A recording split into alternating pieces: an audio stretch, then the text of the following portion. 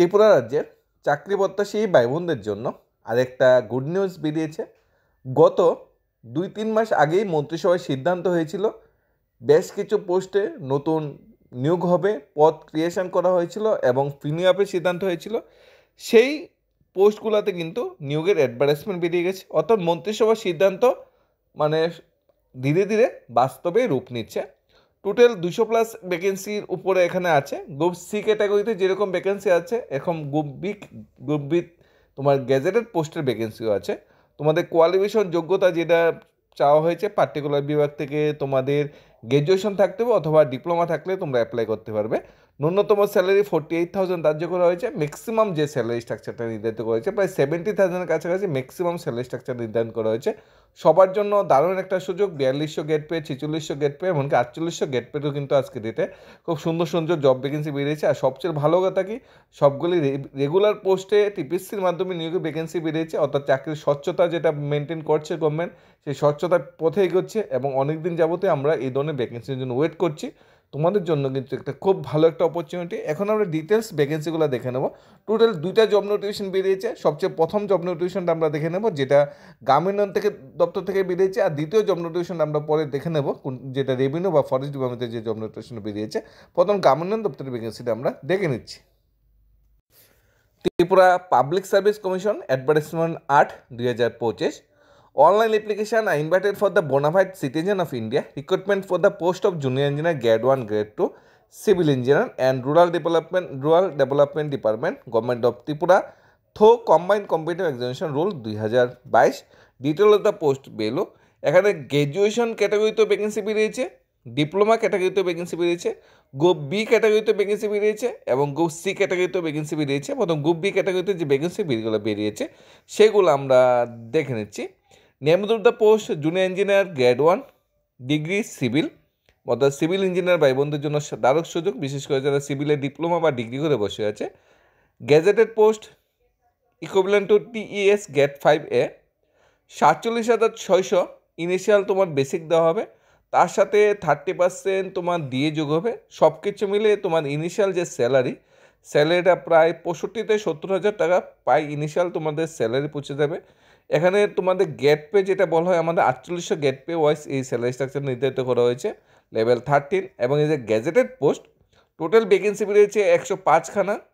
এর মধ্যে UR 55, SC 18 এবং এসটি 32খানা ভ্যাকেন্সি বেরিয়েছে। অর্থাৎ ত্রিপুরা সরকারের যে রিজার্ভেশন রুলস ওয়াইজ কিন্তু এই ভ্যাকেন্সিটা ঠিকঠাক বেরিয়েছে। 31%, 17% যে রিজার্ভেশন রুল আছে এসসি ক্যাটাগরিতে, সেই রিজার্ভেশন রুলস ওয়াইজ বেরিয়েছে। এবং সবচেয়ে ভালো কথা কি, টিপিএসসি মাধ্যমে জবটা হবে, চাকরির স্বচ্ছতা আছে এবং পিআরটিসি কিন্তু ম্যান্ডেটরি জবটাকে তো একমাত্র ত্রিপুরার যারা স্থায়ী বাসিন্দা তারাই কিন্তু এটাতে অ্যাপ্লাই করতে পারবে, অর্থাৎ পিআরটিসি কিন্তু লাগবে।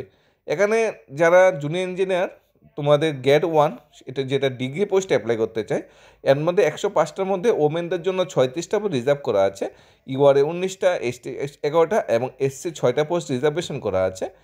কোয়ালিফিকেশন যেটা degree in civil engineer equivalent qualification for কোনো university, PRTC mandatory apply for the job. Bangla বা ককবরক ল্যাঙ্গুয়েজ জানা থাকতে হবে। বয়স হতে হবে 18 থেকে 40 বছরের ভিতরে। 21/3/2025 অনুযায়ী 18 থেকে 40 বছর ভিতরে এজ হতে হবে। 5 ইয়ার্স সিলেকশন হবে এসসি এসটি ক্যাটাগরিতে। আমরা ডিটেল সিলেবাস অন্যান্য ক্রাইটেরিয়াগুলো দেখে নেবো স্টেপ বাই স্টেপ।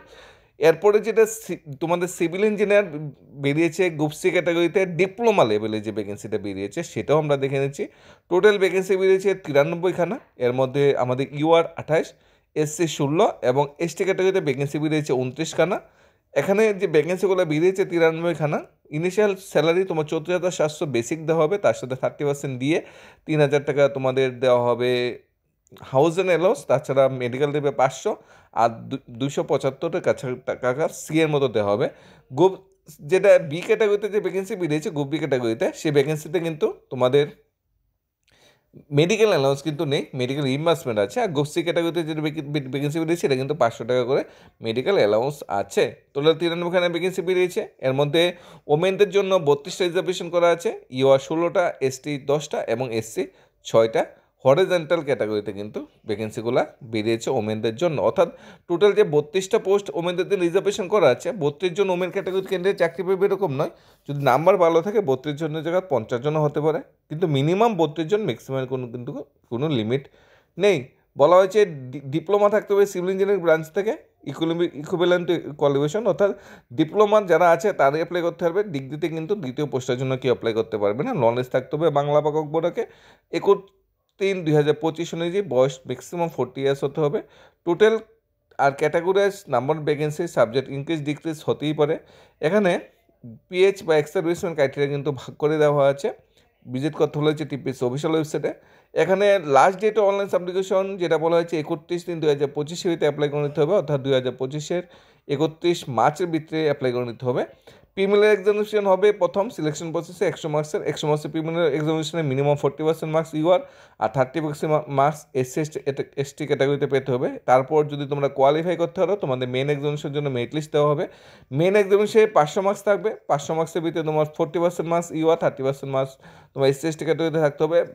মানে সাবজেক্ট টু ভ্যাকেন্সির উপর ভিত্তি করে কিন্তু এটা বাড়তেও পারে। 500তে তোমরা যদি কোয়ালিফাই করো তারপর তোমাদের পার্সোনাল ইন্টারভিউ হবে। পার্সোনাল ইন্টারভিউ থাকবে 50 মার্কস, এরপর 500 আর 50 মার্কস পার্সোনাল ইন্টারভিউ সবগুলো মিলে তোমাদের 550 মার্কসের উপরে তোমার মেরিট লিস্টটা প্রিপেয়ার করা হবে।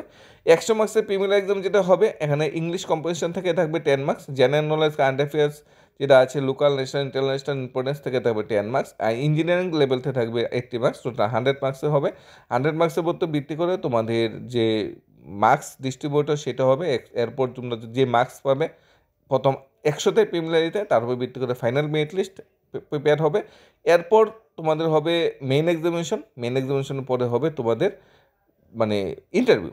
মেন এক্সামিনেশনে তোমাদের জেনারেল স্টাডি থেকে 100 মার্কস, 1 ঘন্টা সময় থাকবে। ইঞ্জিনিয়ারিং পেপারে 2টা হবে, সিভিল ইঞ্জিনিয়ারিং পেপার 1 পেপার 2, সেখানে 200 মার্কস থাকবে 3 আওয়ার্সের ইচ। মানে সিভিল ইঞ্জিনিয়ারিং পেপার 1 থেকে 200, পেপার 2 থেকে 200 আর জেনারেল স্টাডি থেকে 100, টোটাল 500 মার্কসের এক্সাম হবে। তারপর হবে ইন্টারভিউ কাম পার্সোনাল টেস্ট। এখানে 40% 30% মার্কস পেলে পাস।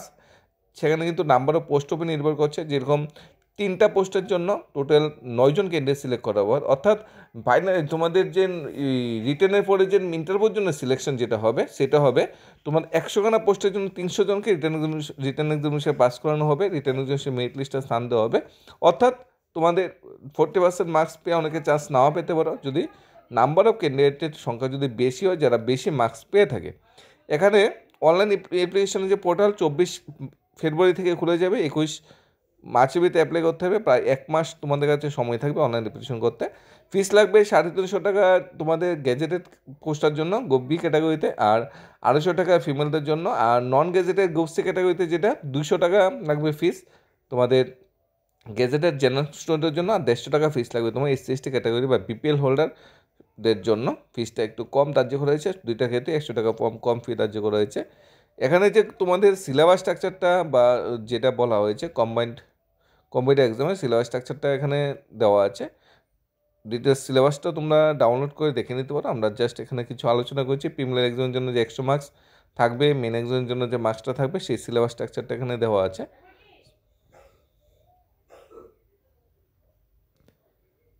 এই তোমাদের compulsory for all gates post branches 100 মার্কসের যেটা থাকবে প্রিলিমিনারি এক্সামিনেশন। তারপর তোমার মেইন এক্সামিনেশন থাকবে জেনারেল তোমাদের স্টাডিজতে compulsory for all grade post of branches 100 marks, 1 ঘন্টা সময় দেওয়া হবে। যেমন এখানে কম্প্রিহেনশন থাকবে, ইউজেস কারেকশন থাকবে, ভোকাবুলারি থাকবে, জেনারেল নলেজ থাকবে, কারেন্ট অ্যাফেয়ার্স থাকবে, মেন্টাল এবিলিটি থাকবে 100 মার্কস।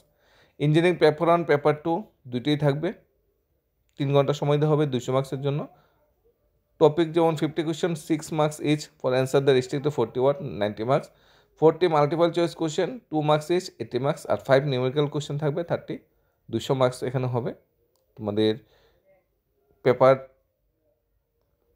শিডিউল যেটা 1, আর পেপার 1-এর যে মানে তোমাদের যে 200 মার্কস তার সিলেবাসটা এখানে দেওয়া আছে। Building material, solid mechanism, design for steel structure, design for concrete and machinery structure. Actually এইটা সিভিল ইঞ্জিনিয়ারিং পার্ট পেপার 1-এর সিলেবাস স্ট্রাকচার, আর এটা হলো civil engineering paper 2 syllabus structure. এই সিলেবাসের উপর ভিত্তি করে তোমাদের কিন্তু এক্সামিনেশনটা হবে। এখানে বিল্ডিং ম্যাটেরিয়ালস কনস্ট্রাকশন যেটা আছে এখানে ডিটেলস দেওয়া আছে কোন কোন বিভাগ থেকে কোশ্চেন করা হবে, স্ট্যাট অফ মেটেরিয়াল থিওরি কোন কোন বিভাগ থেকে কোশ্চেন করা হবে। ডিটেলস সিলেবাস স্ট্রাকচারটা তোমরা টিপিএস ওয়েবসাইটে ডাউনলোড করে দিতে পারো বা আমরা ডিসক্রিপশন লিঙ্ক দিয়ে দেবো, সেখান থেকে তোমরা দেখে নিতে পারো। খুব একটা ভালো একটা সুবর্ণ সুযোগ, যারা ইঞ্জিনিয়ারিং পাস আউট করে বেকার ভাই বোনরা বসে আছে তোমরা অনায়াসেই অ্যাপ্লাই করে নিতে পারো। ভালো সঙ্গে 200+ ভ্যাকেন্সি বেরিয়েছে। আরেকটা চাকরির জব নোটিফিকেশন বেরিয়েছে আজকের ডেটে, সেটা আমরা এক নজরে দেখে নিচ্ছি।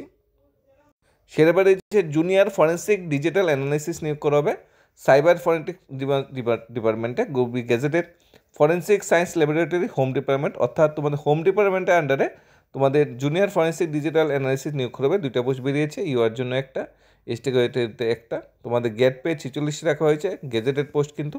এডুকেশন কোয়ালিফিকেশন বলা হয়েছে মাস্টারি থাকতে হবে কম্পিউটার সায়েন্সে বা ইঞ্জিনিয়ারিং, বা এমএসসি পাস আউট হতে হবে কম্পিউটার সায়েন্সে, বা মাস্টার ইন কম্পিউটার অ্যাপ্লিকেশন হতে হবে, বা এমএসসি থাকতে হবে ফরেন্সিক সায়েন্সে, বা ডিপ্লোমা থাকতে হবে, পিজি ডিপ্লোমা থাকতে হবে কম্পিউটার সায়েন্সে, বা ফিজিক্সে মাস্টারি থাকতে হবে।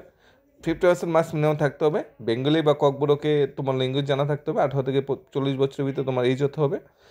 এখানে লাস্ট ডেট যেটা বলা হয়েছে 1 এপ্রিলের ভিতরে তোমার সাবমিট করতে হবে। বয়সের ছাড় যেটা দেওয়া আছে শুভ সেম টু সেম বয়সের ছাড় দেওয়া আছে। 7 মাস থেকে 1 এপ্রিলের ভিতরে ফর্ম সাবমিট করে নিতে হবে। 300 টাকা ফি রাখা হয়েছে জেনারেল ক্যান্ডিডেটের জন্য, 250 টাকা ফি রাখা হয়েছে এসসি এসটি ক্যান্ডিডেটদের জন্য।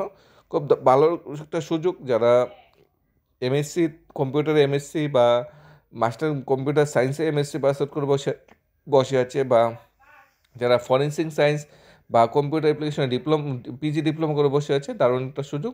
2খানা পোস্ট এবং 2টি গ্যাজেটেড পোস্ট।